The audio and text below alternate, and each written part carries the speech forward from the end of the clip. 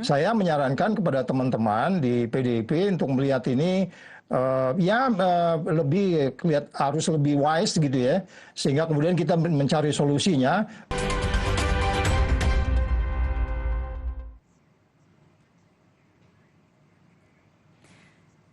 Kita lanjutkan diskusi bersama dengan politisi PDIP Guntur Romli, Wakil Ketua KPK 2015-2019 Saud Situmorang, dan anggota Komisi 3 DPR RI Rudianto Lalo.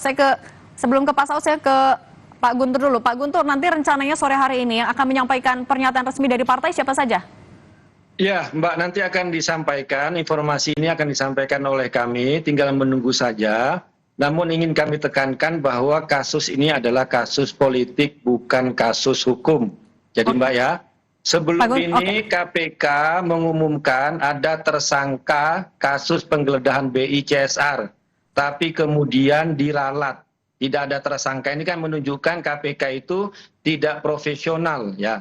Ini salah satu background aja ya. Dan juga beredar informasi bahwa ada ketua umum yang dipaksa mundur dengan mengatasnamakan sprindik.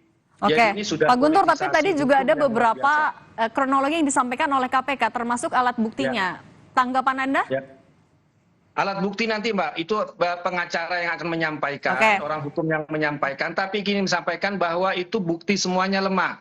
Itu berdasarkan keterangan, rumor-rumor, bukan bukti material. Makanya kita sebut ini adalah kasus kriminalisasi. Karena alat bukti yang disampaikan itu tidak kuat. Tapi untuk selanjutnya nantilah bagian pengacara. Itu nanti kita tunggu pernyataan dari DPP. Saya mau ke Pak Saud. Pak Saud, tadi soal kewenangan melakukan penahanan dan juga pencekalan, seberapa urgensinya untuk melakukan itu saat ini? Ya, nanti penyidik yang akan lebih paham ya, apakah kooperatif, kan ada pertimbangan-pertimbangan mereka ditahan atau tidak. Itu mereka memutuskan. Tapi stylenya mereka kan biasanya yang sebelumnya itu diumumkan langsung ditahan, kan begitu ya. Ini apa namanya, bisa jadi taktik, strategi gitu.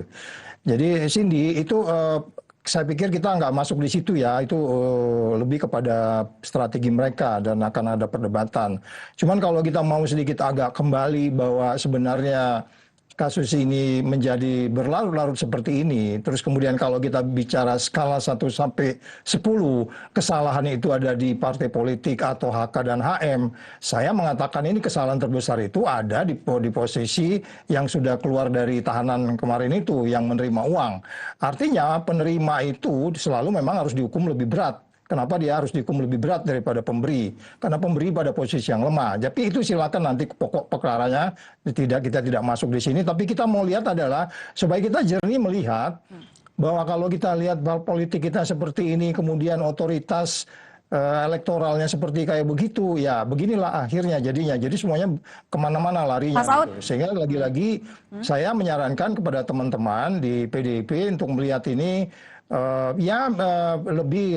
harus lebih wise gitu ya, sehingga kemudian kita mencari solusinya. Bagaimanapun dia pasti akan lebih ringan ya, katakan setahun 2 tahun dia bisa selesai, sehingga kemudian tidak terlalu kemudian kita banyak pengorbanan yang berat.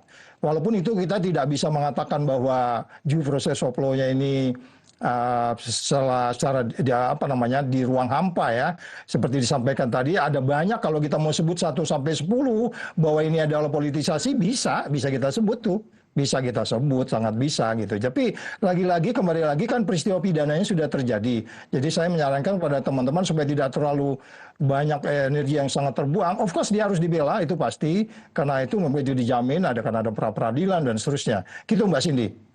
Saya ke Pak Rudianto. Pak Rudianto, tadi kalau menurut dari PDIP ini adalah bukti yang lemah, yang masih perlu bekerja secara profesional. Catatan dari Komisi 3 apa? Ya, tentu kami tidak mau masuk pada teknis penyidikan. Itu sudah masuk pokok perkara ya. Dan pasti penetapan seseorang jadi tersangka masih ada mekanisme hukum yang bisa ditempuh untuk misalkan seorang tersangka bisa pra-peradilan karena merasa 2 alat bukti tidak terpenuhi misalkan. Tetapi saya tidak mau masuk ke arah sana. Saya hanya mau menekankan sebagai mitra KPK, fungsi pengawasan DPR, Komisi 3, supaya dalam penanganan kasus apapun itu harus meluruskan dan memurnikan.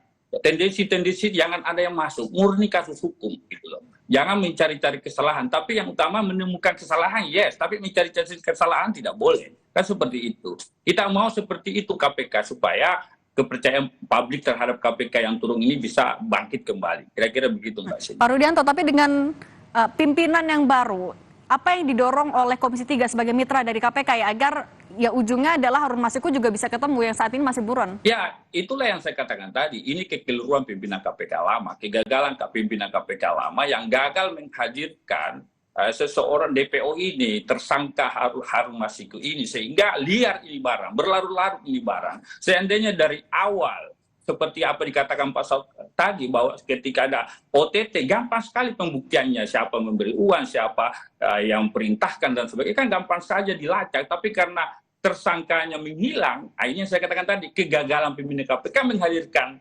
tersangka, akhirnya memunculkan persepsi beragam.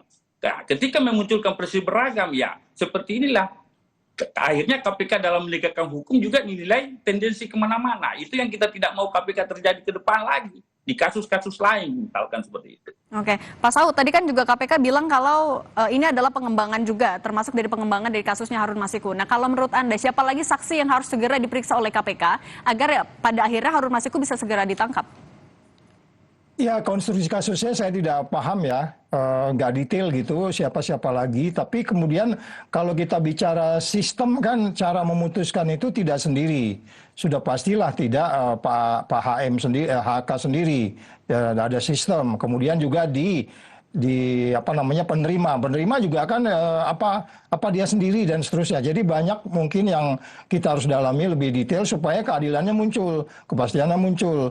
Jadi kita sama-sama harus melihat ini secara detail untuk kemudian kita lihat bahwa kemudian kalaupun yang saya sebutkan tadi di bagian depan ada peristiwa pidana terjadi, kemudian itu terjadi 4 tahun yang lalu, kemudian ada 2 periodisasi, kemudian 2 periodisasi itu begitu hanya kurang dari seminggu, kemudian dilakukan penindakan. Ini kan indikasi-indikasi yang kita sebut ini kasus ini tidak berada di ruang hampa bahwa kemudian muncul framing yang kemudian politisasi.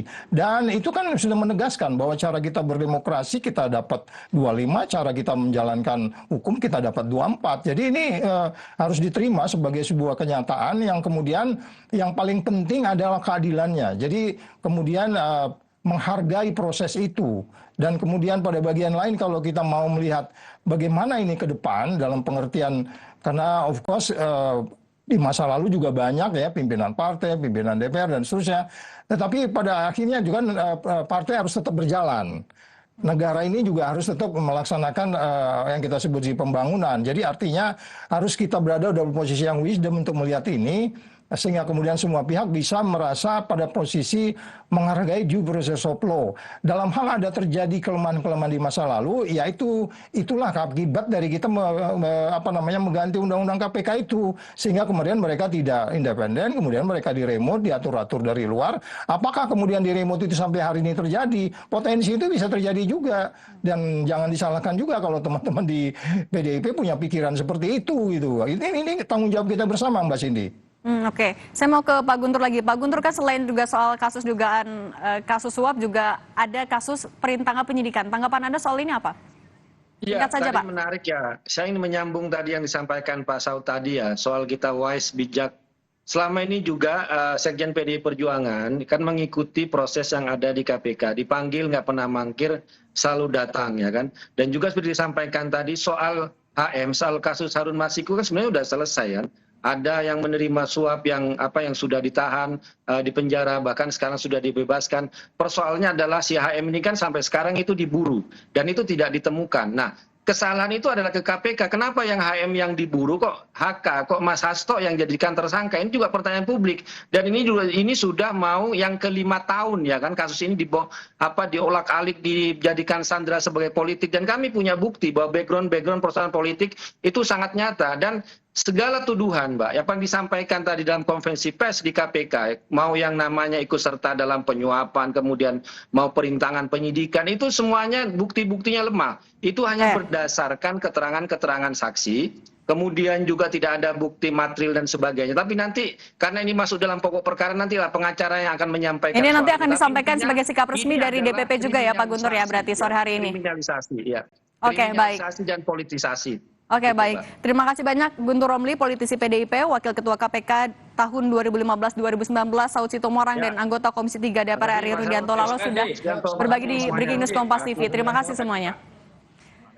Kami akhiri Breaking News Kompas TV dan kami akan terus memantau perkembangan informasi berkaitan dengan pernyataan dari PDI Perjuangan usai Sekjen Hasto Kristianto ditetapkan sebagai tersangka. Saya Cindy Permadi pamit undur diri. Terima kasih, sampai jumpa.